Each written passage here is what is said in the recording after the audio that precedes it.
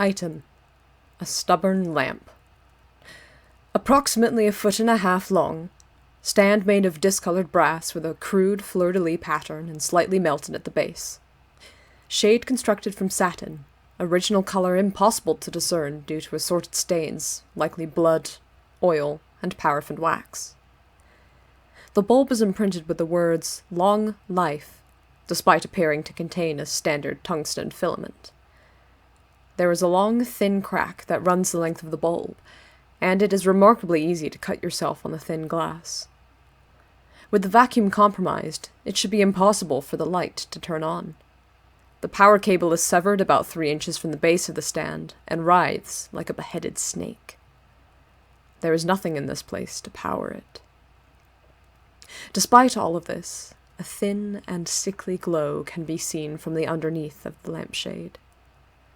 An irregular, pulsing light that casts rotten shadows on the piles of detritus and clusters of ash and bone that surround it. Where its sputtering illumination falls, the color drains from everything, leaving nothing but a faded gray.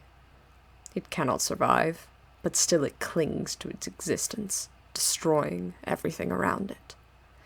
It smells like death. Leia's fingers are worn and dry, their color painfully faded, save for a streak of scarlet that drops from her cut fingers as she furiously scribbles her findings into the notebook. The pages tear with frenzy of her writing as she desperately tries to keep her thoughts alive. Fauna: a moldering seagull. Larger than any related specimen to be found before the Anthropocene age, this bird has been rendered flightless by the tightly woven plastic netting that winds around and around its torso, digging into the skin beneath the feathers and bulging over the strange lumps and tumors that cover it. Its feathers have turned an oily black, and its vestigial eyes are pale and sightless, relying instead on the sounds its prey makes as they traverse the noisy junk piles of discarded landscape. Its beak has become hard, and its edges are serrated, allowing it to tear apart the tin cans and hard plastics that shield its food with ease. Its legs are long and many-jointed, allowing it to move across the uneven ground, and its throat is blocked with concrete, preventing it from crying and letting it move among the ruins in complete silence. It nests in the rusted-out hollows of fleeing cars, constructing intricate shelters for its young out of corpse hair and wiring. Its eggs are rusty, covered in slime, and its chicks are born with plastic rings around their necks. They smell like ammonia and salt, and their name is meaningless. There is no longer such a thing as the sea. Leia hides behind a cracked vending machine, waiting for the thing to pass. She knows it can hear the rapid scratch of her broken pencil, but it is all she can do to get it down. To get it all down on paper. Another futile warning of a future that is already here. Item: a history book. Hardback. 8.5 by 11 inches and approximately 1.5 inches thick, although the numbers of its pages is impossible to discern. Its dust jacket has long since been lost, and what remains is wrinkled maroon, cloth over a soggy bookboard. The faded letters of a partial title can be seen embossed into the spine. The words, "A Brief History of," can be made out clearly, but the rest has been buried away. The spine is cracked and broken, but the volume itself cannot be opened. The book has clearly been submerged into some sort of fat or binding agent, and the paper within it has fused together into a single, indistinguishable lump of pulp. The wet mass within it retains sufficient moisture that if the covers were pressed upon, a thin rivulet of clear liquid will run like tears down the book's cover. If you do this, the book will scream. It is a stupid thing, a long-dead trinket that was of no use to anyone, even when it puffed itself up with the factitious intellectual dribblings of those who believed the past was any different defense against the future. Bloated as it was, with the hagiographies of war criminals and smugly grinning murderers. Now, It serves as a suffering reminder of everything that has been lost. Which is to say, nothing of value. Leia hates the book. She cannot shake the feeling that once, long ago, she read it, seeing within its pages the stark importance of taking action, of trying to change the world for the better, and avoiding the dead nightmare future that kept her awake at night. But it was doomed from the start, and those who salivated at the thought of a place in history had secured nothing but its end. Item: a laughable umbrella. Look at it. What does it think it's doing here? Lying there, broken, skeletal. There hasn't been rain in 50 years. The soil is cracked and parched. Any vegetation that claws its agonized way up out of it maggot white and dry as dust. The only moisture is from the wet rot of the junk piles that stretched 30 feet above the ground in all directions, spilling out into the sandy, sloping basin that was once a seabed. Stupid umbrella. Doesn't think there's a monsoon coming. Does it even remember what a cloud of water vapor looks like? The clouds that pass now are oily and stink of sulfur, waiting for you to stop paying attention before they climb down your throat and settle in your lungs.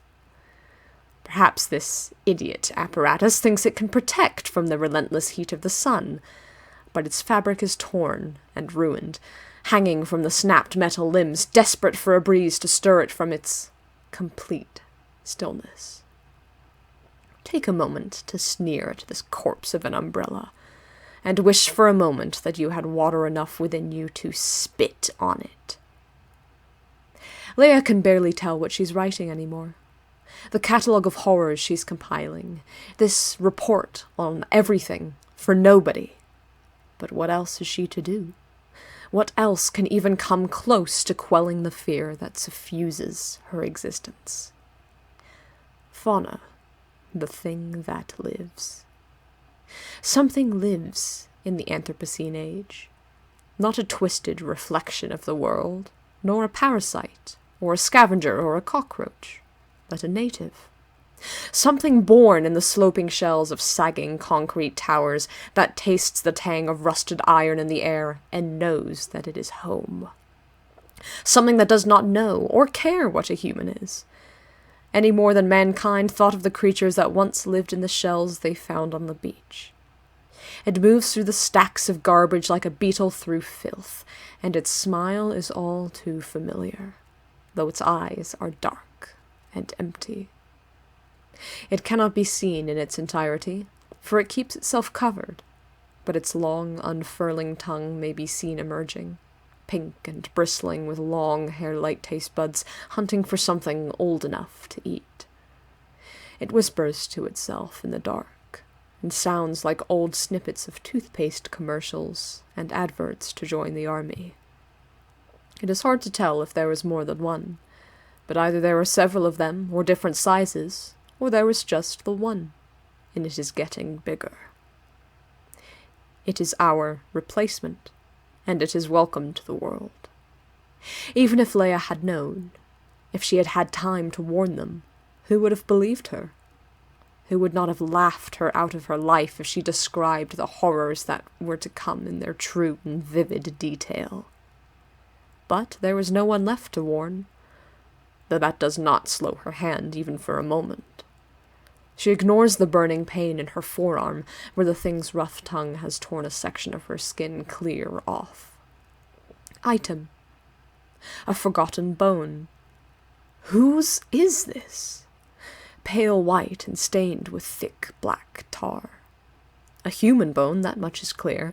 Too big to be a child's, at least. Can a bone seem familiar? The shape of it echoing through your mind like a face seen only in dreams. It may be followed up to a ribcage, still sticky in places with soapy cadaver fat, closing around a crumpled beer can where the heart should be. There's a skull as well, yellowing in the thick dust of the open air. Strange.